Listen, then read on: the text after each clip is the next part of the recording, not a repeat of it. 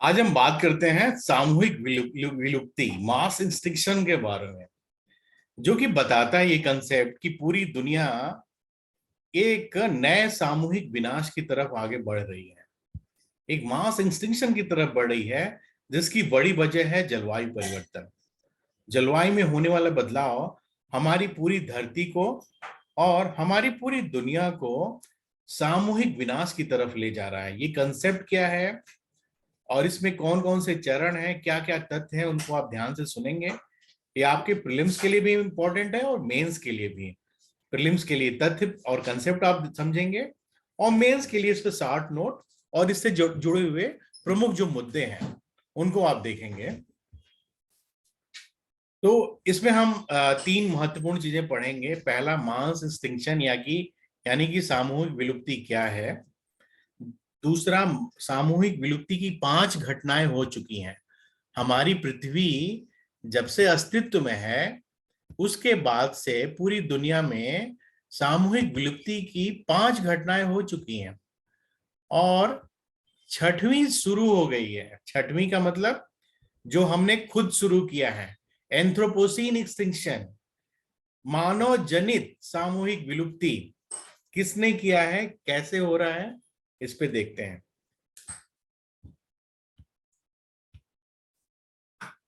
सामूहिक विलुप्ति की परिभाषा क्या है? यह एक विशेष प्रकार की घटना है जिसमें एक छोटे से काल में बहुत सारी प्रजातियां विलुप्त हो जाती हैं और पूरी धरती के संपूर्ण जीवन में कमी आ जाती है। यह एक असाधारण घटना है, सामूहिक विलुप्ति की घटना, लेकिन असल में प्रजातियों में छोटी मोटी विलुप्ति होती रहती है।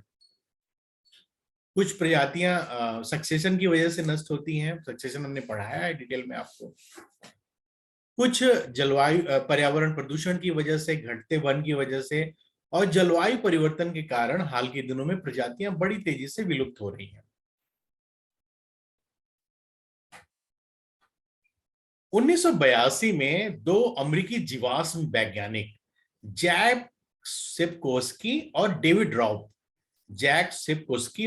रॉब इन्होंने बताया कि धरती के इतिहास में सामूहिक विलुप्ति की 5 घटनाएं हो चुकी हैं। तो इन वैज्ञानिकों के नाम याद रखिए और ये जीवाश्म वैज्ञानिक हैं। जीवाश्म वैज्ञानिक यानी कि पैलियोंटोलॉजिस्ट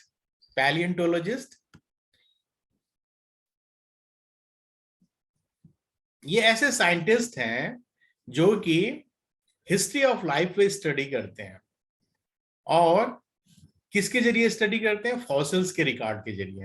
ये आप देख रहे हैं ना, इस वीडियो में देख रहे हैं फॉसिल्स। ये जीवाश्म वैज्ञानिक जो है पैलियोंटोलॉजिस्ट, इनको पैलियोंटोलॉजिस्ट बोलते हैं। जीवाश्म वैज्ञानिक को क्या बोलते हैं, पैलियोंटोलॉजिस्ट बोलते हैं। एक और महत्वपूर्ण इसी से रिलेटेड कंसेप्ट है आर्किटेक्ट। तो आर्किटेक्ट बेसिकली ह्यूमन कल्चर के बारे में बात करता है, लेकिन पैलियोंटोलॉजिस्ट जीवाश्म विज्ञान, जीवाश्म का अध्ययन करता है। तो कैसे अध्ययन करते हैं ये देखिए इस वीडियो में कि धरती की विभिन्न सतहों से अगर उन्हें जीवाश्म मिलता है तो उनको ध्यान से उनको निकालते हैं और उनका अध्ययन करते हैं पैलियोंटोलॉजिस्ट। और ये इस फॉसिल्स की मदद से हिस्ट्री ऑफ लाइफ के बारे में हमें जानकारी देते हैं, जीवन के इतिहास के बारे में हमें बताते हैं। जीवाश्म क्या है? जीवाश्म धरती पर जो पास्ट लाइफ है उसका एविडेंस देते हैं, उसका प्रमाण देते हैं।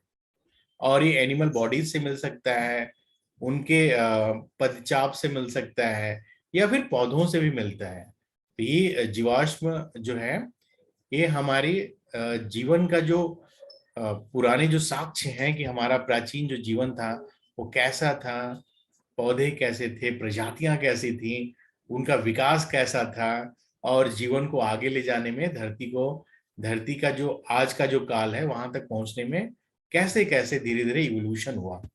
ये है फॉसिल्स के बारे में बात।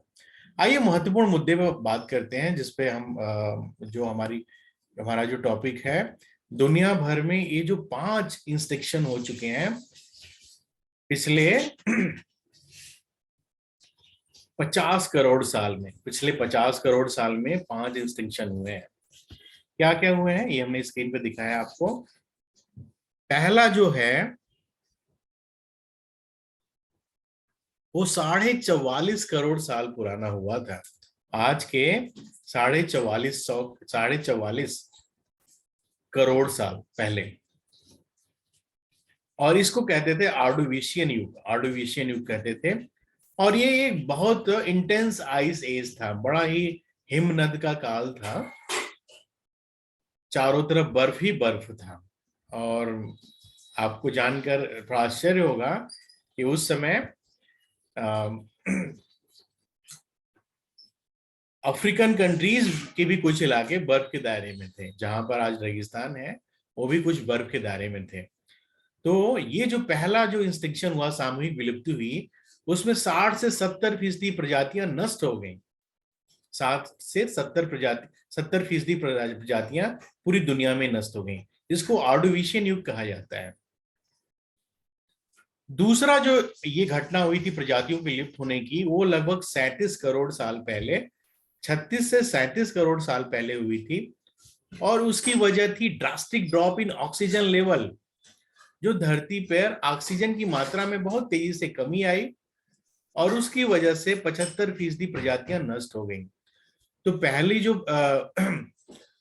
पहला जो कारण था सामूहिक विलुप्ति का, जो 44 करोड़ साल पहले था, उसकी वजह क्या थी? अत्यधिक बर्फ का होना। बहुत ज्यादा बर्फ के होने की वजह से धरती पर लगभग 70% प्रजातियां नष्ट हो गई। और दूसरा जो युग था, डेवोनियन काल इसको बोलते हैं, दूसरे वाले युग को, उसमें ऑक्सीजन की मात्रा में जब गिरावट आई तो उसकी वजह से 75% प्रजातियां नष्ट हो गई, एक सामूहिक विलुप्ति हुई। 25 करोड़ साल पहले जो पर्मियन युग आया था, उसमें भी लगभग बड़ी मात्रा में प्रजातियां नष्ट हो गई, विलुप्त हो गई, विनाश आया पूरी धरती पर। लगभग 95% प्रजातियां नष्ट हो गई थी 25 करोड़ साल पहले। और उसकी वजह यह था कि धरती के बड़े हिस्से में ज्वालामुखी की घटनाएं हुई थी, और उल्का पिंड आगे धरती से टकराए थे 25 करोड़ साल पहले। और इस तरह धरती से 95% प्रजातियां नष्ट हो गई। तो ये तीसरा चरण है। तीसरा चरण, इसको पर्मियन युग कहते हैं। पर्मियन युग जो है 25 करोड़ साल पहले हुआ था। इसमें लगभग 95% प्रजातियां नष्ट हो गई थी, और उसकी वजह थी ज्वालामुखी की घटनाएं और धरती पर उल्का पिंडों का गिरना। उसके बाद ट्रीशियन युग आया था, जो कि लगभग 20 करोड़ साल पहले था, चौथा जो सामूहिक विलुप्ति की घटना है। इसमें लगभग 70 से 80% प्रजातियां नष्ट हुई थी। पांचवी जो घटना है, ये लगभग 6 करोड़ साल पहले हुई थी, 6.5 करोड़ साल पहले, या 66 मिलियन ईयर्स बैक। और एस्टेरॉयड के आपस में टकराने और धरती पर गिरने से लगभग 75% प्रजातियां जो हमारी धरती पर मौजूद थी, वो नष्ट हो गई। तो ये 5 घटनाएं हो चुकी हैं सामूहिक विलुप्ति की घटना। लेकिन इससे भी बड़ी चुनौती की बात यह है कि जो छठवीं जो सामूहिक विलुप्ति की घटना है, वो शुरू हो चुकी है, और उसकी वजह प्राकृतिक नहीं है। ये जो 5 घटनाएं वो सारी नेचुरल है, सारी नेचुरल फिनोमिना थी। लेकिन अभी जो छठवीं सामूहिक विलुप्ति है, इसके लिए हम इंसान जिम्मेदार हैं। हमने अपनी गतिविधियों से पर्यावरण पर इतना दबाव डाला है, रिसोर्सेज का इतना दोहन किया है, कि हमारी धरती माँ करा रही है। और ये जो छठवीं सामूहिक विलुप्ति है, उसके लिए हम जिम्मेदार हैं। तो आपको जो फर्स्ट 5 है वो समझना है, लेकिन छठा ज्यादा अच्छी तरह से समझना है, और उस पर नोट्स ठीक से तैयार करने हैं। तो अभी जो क्लाइमेट चेंज की वजह से इंस्टिक्शन हो रहा है, और उसके पहले जो 5 इंस्टिक्शन हो चुके हैं पूरी दुनिया में, तो उसके जो कारण हैं उनको हमने इस ग्राफ में दिखाया है। क्लाइमेट एक बड़ी वजह है। एटमॉस्फेरिक सर्कुलेशन, धरती का वातावरण बदलता रहता है, कुछ करोड़ साल बाद लगातार बदलता रहता है। सी लेवल, जो समुद्र के पानी का स्तर है, उस ऊंचाई बढ़ती है। जब समुद्र का स्तर बढ़ता है तो बहुत बड़े इलाकों को चपेट में लेता है, और उससे बहुत सारी प्रजातियां नष्ट होती हैं। वाटर ऑक्सीजन लेवल, जब पानी में ऑक्सीजन की मात्रा गिरती है तो आपको पता है कि समुद्र में सबसे अधिक मात्रा में प्रजातियां पाई जाती हैं, बायोडायवर्सिटी मरीन की सबसे ज्यादा होती है। तो जब वहां पे ऑक्सीजन लेवल गिरता है तो वो प्रजातियों को नष्ट करता है। ओशन एसिडिफिकेशन, जब समुद्र में अम्ल की मात्रा बढ़ती है, कैसे बढ़ती है, जब वातावरण में कार्बन डाइऑक्साइड की मात्रा बढ़ेगी तो वो कार्बोनिक एसिड का फॉर्म आएगा, वो कार्बोनिक एसिड समुद्र में अम्लीकरण करेगा, एसिडिफिकेशन करेगा, तो प्रजातियां नष्ट होनी शुरू हो जाएंगी। टेम्परेचर, तापमान बढ़ने से प्रजातियां नष्ट होती हैं। वोल्केनिज्म, जब बड़ी मात्रा में ज्वालामुखी विस्फोट की घटनाएं होती हैं या मेटेराइट इंपैक्ट, उल्कापिंड टकराते हैं, तो बहुत सारी प्रजातियां नष्ट होती हैं। लेकिन हमारा जो चर्चा का विषय है छठा सामूहिक विलुप्ति, छठा सामूहिक विलुप्ति वो है एंथ्रोपोसीन एक्सटिंक्शन, यानी कि मानव की गतिविधियां वन्य जीवों और वनस्पतियों के सामूहिक विनाश का कारण बन रही हैं। और यही है सिक्स्थ मास एक्सटिंक्शन। मानव हस्तक्षेप के चलते छठे सामूहिक विलोपन को बढ़ावा मिल रहा है। गंभीर प्राकृतिक आपदाएं अस्थायी प्रकृति की होती जा रही हैं। भूकंप और ज्वालामुखी की फटने की घटनाएं, सुनामी और दूसरी आपदाएं लगातार देखने को मिलने वाली हैं आने वाले समय में। और इसके अलावा ये भी संभव है कि कोई उल्कापिंड या क्षुद्र ग्रह एस्टेरॉयड धरती पे आके गिरे और विभिन्न प्रजातियों का विनाश करे। ये जो रिपोर्ट है मेरे पास, ये गार्जियन की रिपोर्ट है और ये रिपोर्ट बहुत अच्छी तरीके से सिक्स्थ मास एक्सटिंक्शन को डिस्क्राइब करती है। तो इस रिपोर्ट को देखिए, ये लगभग 1.5-2 मिनट की रिपोर्ट है।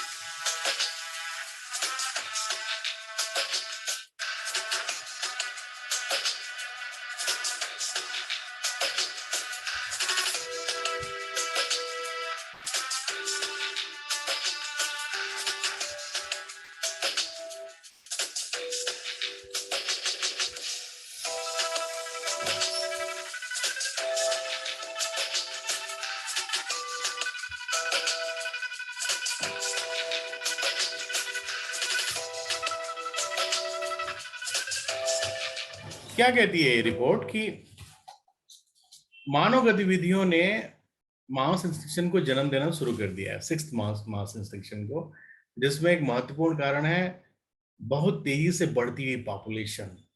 जो बढ़ता हुआ जनसंख्या है, पॉपुलेशन एक्सप्लोजन है, एक बहुत बड़ी वजह बनने वाला है धरती के सामूहिक विनाश का। क्योंकि यही बढ़ती हुई आबादी रिसोर्सेज का दोहन कर रही है। हमारी धरती पर जो संसाधन है वो सीमित है, असीमित नहीं है। उन सीमित संसाधनों को, उन पर बहुत दबाव है, जल संसाधन, मृदा संसाधन या वन्य जीव, उन सब पर दबाव पड़ रहा है, तो वो नष्ट हो रहे हैं। प्लास्टिक का हमने भरपूर दोहन किया है पिछले 25-30 सालों में, 40 सालों में। प्लास्टिक से हमने अपने पर्यावरण को नष्ट करने में कोई कोर कसर नहीं छोड़ी है। और ये जो है विभिन्न प्रजातियों को नुकसान पहुंचा रही हैं। जो ऐसी प्रजातियां जो कभी इंडेंजर्ड नहीं थी, विलुप्त इस स्थिति में नहीं थी, आज वो इंडेंजर्ड होना शुरू हो गई हैं। तो ये एक रिपोर्ट थी। एक अभी कुछ समय पहले एक रिपोर्ट आई है, नेचर जियो साइंस की रिपोर्ट आई है। ये फर्स्ट मास एक्सटिंक्शन से रिपोर्ट जुड़ी हुई रिपोर्ट है। पहला जो मास एक्सटिंक्शन था आपका, सामूहिक विलुप्ति था, वो ऑर्डोविशियन की घटना थी। और उसमें उसमें उसके लिए बताया गया है, जो लेट ऑर्डोविशियन मास एक्सटिंक्शन है, वो कहता है कि मास जो इंस्ट्रक्शन हुआ था, जो पहला जो मास इंस्ट्रक्शन हुआ था 44 करोड़ साल पहले जो हुआ था, उसकी वजह है लेट ऑर्डोविशियन मास इंस्टिंक्शन। लेट ऑर्डोविशियन मास इंस्टिंक्शन, क्योंकि उसमें हमने बताया था, जो पहला जो कारण हमने तो ये बता दिया था कि धरती पर बर्फ इतना ज्यादा हो गया था, हिमनद इतना ज्यादा हो गया था, जिसकी वजह से प्रजातियां नष्ट होने लगी, विलुप्त होने लगी।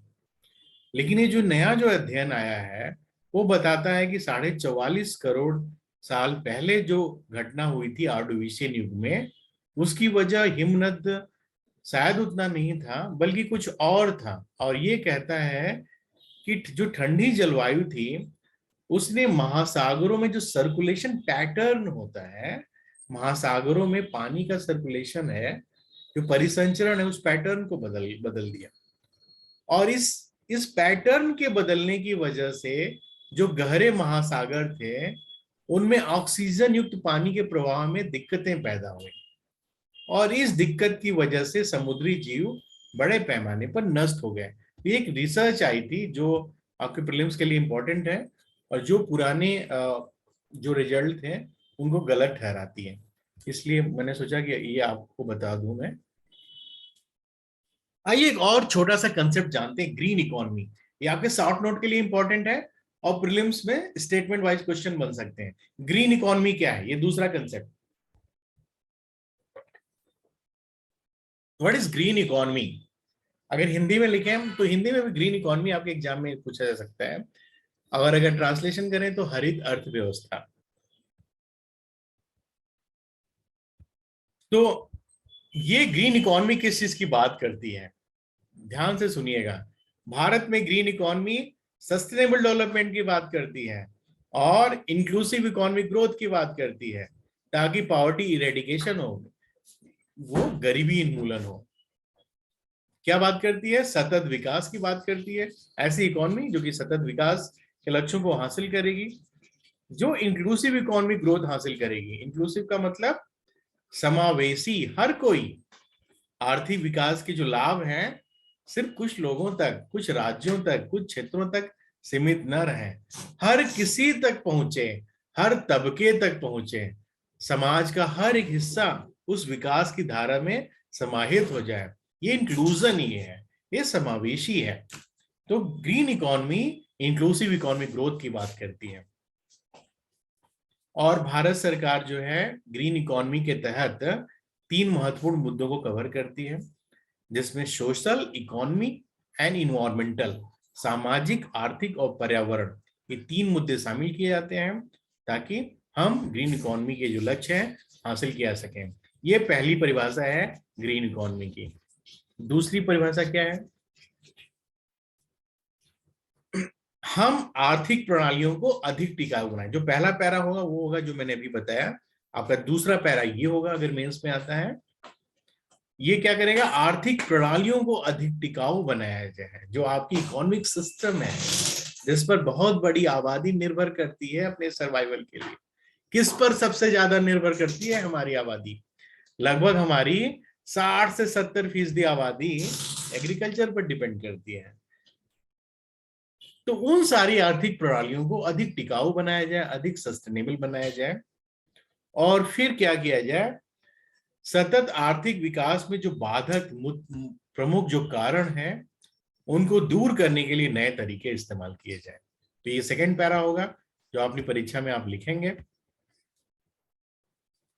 इसके अलावा ग्रीन इकोनॉमी और क्या बात करती है?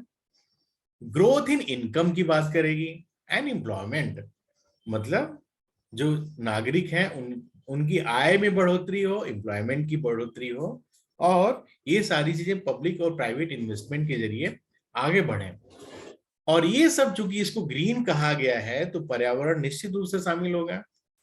ये सारी बातें प्लस पर्यावरण, ये सब मिलकर पर्यावरण संरक्षण और ये इंक्लूसिव ग्रोथ, समावेशी विकास, ये दोनों एस्पेक्ट मिलकर ग्रीन इकोनॉमी की बात करेंगे। तो पर्यावरण में क्या बात करेंगे? जो कार्बन उत्सर्जन है उनको कम किया जाए, पर्यावरण प्रदूषण को कम किया जाए, ऊर्जा संरक्षण के तरीके इस्तेमाल किए जाए, ऊर्जा संरक्षण को बढ़ाया जाए, रिसोर्स इफिशियंसी, जो भी संसाधन है धरती पर उनकी इफिशियंसी बढ़ाई जाए, prevent the loss of biodiversity, जो जैव विविधता का जो लॉस हो रहा है उनको रोका जाए, और हमारा जो इकोसिस्टम है उसकी रक्षा की जाए। तो ग्रीन इकोनॉमी का पर्यावरण वाला पक्ष ये रहा। शुरू के जो दो पक्ष थे शुद्ध रूप से आर्थिक थे, तो ये जो आर्थिक और पर्यावरण की जो पक्ष हैं ये दोनों मिलकर हमारी ग्रीन इकोनॉमी की बात करेंगे। ये सारी बातें आप अपनी परीक्षा में लिखेंगे। और फिर आपका नेक्स्ट पैरा होगा कि जो ग्रीन इकोनॉमी है, sustainable energy, green jobs. Green jobs का मतलब वो सारे एम्प्लॉयमेंट सेक्टर जो कि पर्यावरण संरक्षण की बात करते हो, ग्रीन हाउस गैसों का उत्सर्जन कम से कम होता हो उन जॉब्स में, और ग्रीन बिल्डिंग्स की बात की जाए, मतलब अगर हम जो भवन बनाएं उनमें ऊर्जा का कम से कम इस्तेमाल हो, और जो ऊर्जा का इस्तेमाल हो अक्षय ऊर्जा के स्रोतों से हो, जैसे सोलर एनर्जी, विंड एनर्जी, उनकी मदद से हो। और इसके अलावा एग्रीकल्चर, मत्स्य पालन और उद्योग और एनर्जी सेक्टर को बढ़ावा मिले पर्यावरण संरक्षण को ध्यान में रखते हुए। तो ये कंसेप्ट हो गया ग्रीन इकोनॉमी के बारे में। एक और छोटा सा टॉपिक है जिसमें प्रीलिम्स में क्वेश्चन बनते हैं। टीब क्या है? टीब, टीब एक संक्षिप्त नाम है किसका? The economics of ecosystem and biodiversity. The economics of ecosystems and biodiversity को हम टीब कहते हैं। इसको अगर हिंदी में कहेंगे तो क्या है? पारिस्थितिकी तंत्र और जैव विविधता का अर्थशास्त्र। किसने लिखा है? किसने लिखा है बताइए? ये लिखा है पवन सुखदेव ने लिखा है। पवन सुखदेव का नाम याद रखिए। ये कंसेप्ट किसका है? एक स्टडी है जिसको किया है पवन सुखदेव ने, और सबसे पहले यूरोपियन यूनियन ने इसको स्टार्ट किया था 2007 में। जर्मनी इसका पायनियर माना जाता है। इसका ये स्टडी को लिखा है पवन सुखदेव ने, जो एक भारतीय है। और ये इस प्रोग्राम की शुरुआत जर्मनी और फिर पूरी यूरोपियन यूनियन ने, कमीशन ने, यूरोपियन आयोग ने इसको स्टार्ट किया था। ये एक अंतरराष्ट्रीय पहल बन चुकी है जिसका उद्देश्य है जैव विविधता के वैश्विक आर्थिक लाभ की तरफ ध्यान आकर्षित करना। जैव विविधता के वैश्विक आर्थिक लाभ की तरफ पूरी दुनिया का ध्यान आकर्षित करना। और टीम में दो बातें हैं, ये मैंने मॉनिटर पर देखिए क्या लिखा है। जैव विविधता के नुकसान और पारिस्थितिकी तंत्र के क्षरण की बढ़ती लागत पर जोर। मतलब जैव विविधता का जो नुकसान हो रहा है और पारिस्थितिक तंत्र का जो क्षरण हो रहा है उससे हमारी इकोनॉमी पर क्या दबाव है, हमारे यहाँ क्या आर्थिक संकट हमारे लिए पैदा कर रहा है, तो टीब इसकी बात करते हैं। और दूसरा क्या है? व्यवहारिक कार्यों को सक्षम करने के लिए विज्ञान, अर्थशास्त्र और नीति के क्षेत्रों में विशेषज्ञता प्राप्त करना। तो ये दो उद्देश्य हैं टीब के। भारत ने भी टीब को स्वीकार किया है और भारत में टीब इंडिया का गठन किया है। और ये टीब इंडिया क्या कर रही है? इसका संक्षिप्त रूप क्या है? TII, टीब इंडिया। और टीब इंडिया क्या कर रही है? जो हाईलाइट करेगी कि जैव विविधता के नुकसान के क्या आर्थिक दुष्परिणाम होंगे। जैव विविधता के नुकसान के क्या आर्थिक दुष्परिणाम होंगे बताएगी। What will be the economic consequences of the loss of biological diversity? What will be the economic consequences of the loss of biological diversity? ये टीब इंडिया का ये काम है।